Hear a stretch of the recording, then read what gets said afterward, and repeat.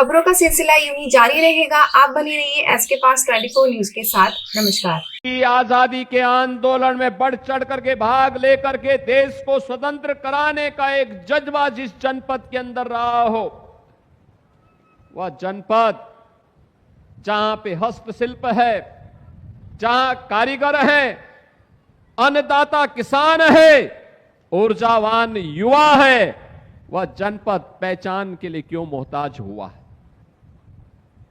उस जनपद के सामने पहचान का संकट क्यों खड़ा हुआ?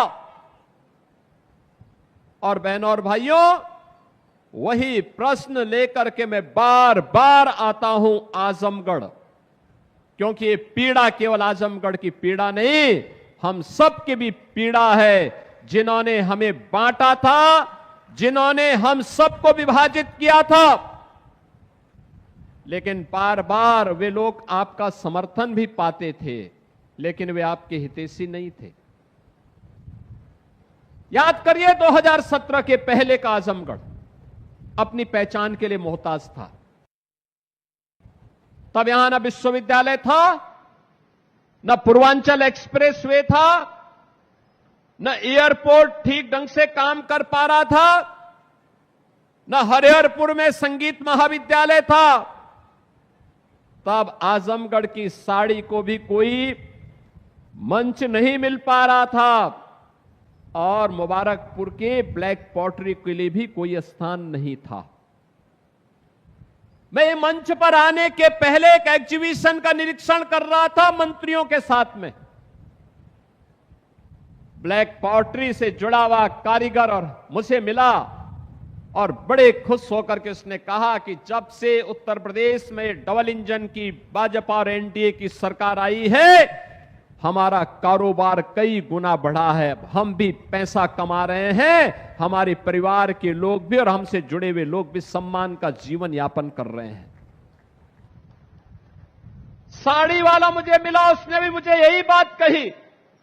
अन्नदाता किसान मिले तो वे भी मुझे यही बात कहे, और जो भी मुझे यहां से जुड़े हुए लोग मिले, उन्होंने अपनी एक नई कहानी यहां पर हमें सुनाई।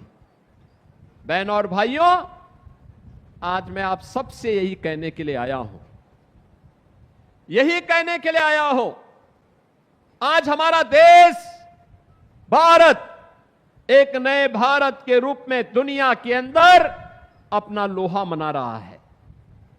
2014 के पहले का भारत कैसा भारत था, आप में से हर व्यक्ति जानता है। वह भारत जो अपनी पहचान के लिए तब मोहताज था।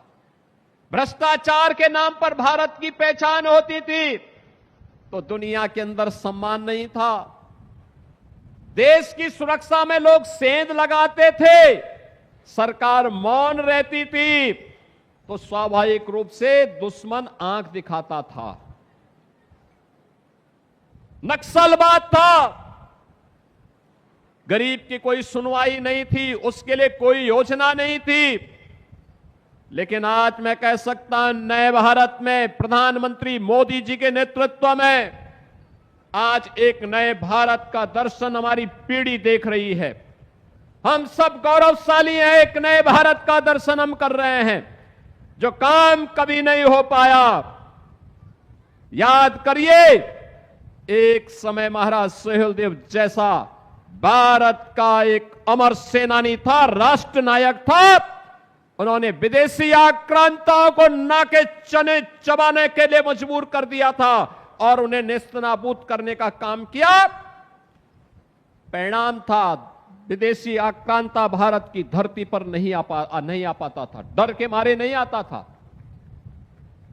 लेकिन जब हम आपस में बंटने लग गए, जाति के नाम पर, क्षेत्र के नाम पर, भाषा के नाम पर, परिवारवाद के नाम पर, परिणाम हम सबके सामने आया, और परिणाम इस रूप में आया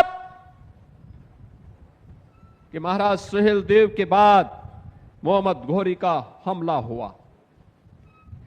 महाराजा पृथ्वीराज चौहान ने एक बार नहीं 17 बार